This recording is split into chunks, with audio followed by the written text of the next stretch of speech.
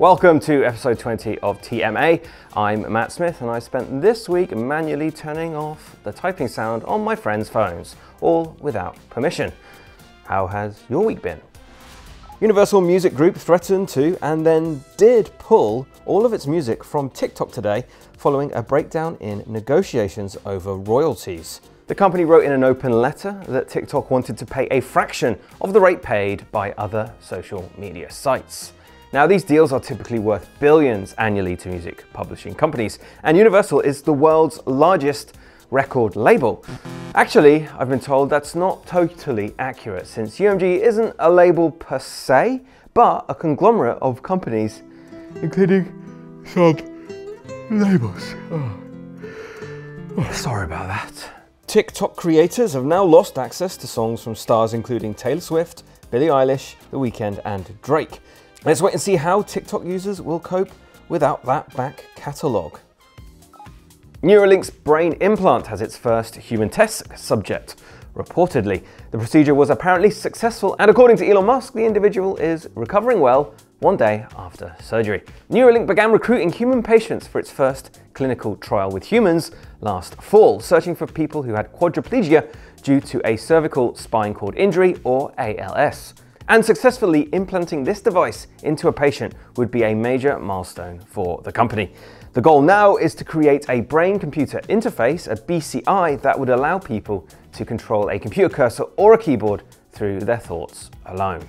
Musk's Neuralink isn't the only company chasing these BCIs. Several research organizations and universities are already developing systems of their own.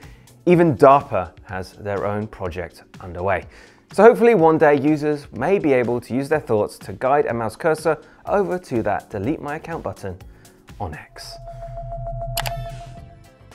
Also over on Engadget.com, we've got the first big new flagship phone of the year. And in Samsung tradition, the Galaxy S24 Ultra looks very similar to the Galaxy S23 Ultra. And yes, don't worry, it is still more expensive than ever. Thankfully though, it's got AI. In fairness to Samsung, there are some hardware improvements, a new titanium frame, improved telephoto cameras, an even brighter display, and somehow still even longer battery life. But the big deal here is the new AI tricks across text, translation, photography, and search. And sure, a lot of these abilities are already available from the likes of Google's Bard or ChatGPT, but here on the S24 series, they're crammed into the phone at the base level. And I'm gonna say it, it's already the best new smartphone of 2024, by virtue of being the first new smartphone of 2024. Let's move on to all the other news. Japan has announced it will no longer require floppy disks for some official government documents. Now, back in 2022, Japan's Minister of Digital Affairs, Taro Kono, urged the government to stop requiring businesses to submit information on outdated forms of physical media.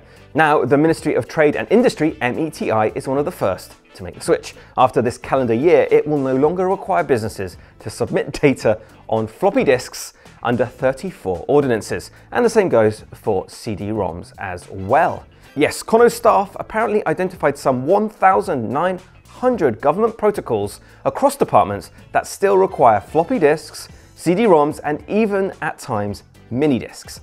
Now, let me stop you there. Mini disks were the greatest late 90s storage medium, and this ad is all the proof I need.